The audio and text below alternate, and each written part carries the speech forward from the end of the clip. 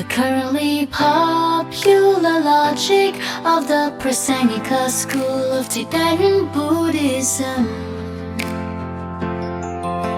claims that practice only requires tearing down without building up.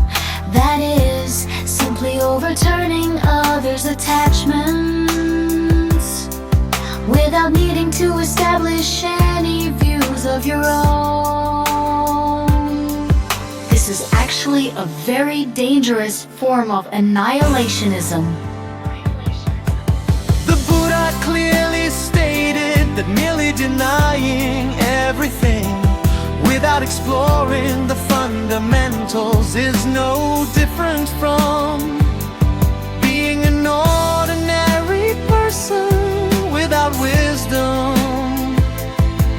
True emptiness must be based on correct cause and effect, without a real essence to support all phenomena.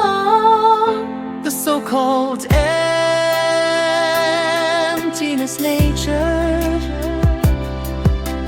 turns into an abstract, airy philosophy that makes you lose all respect for the law of cause and effect.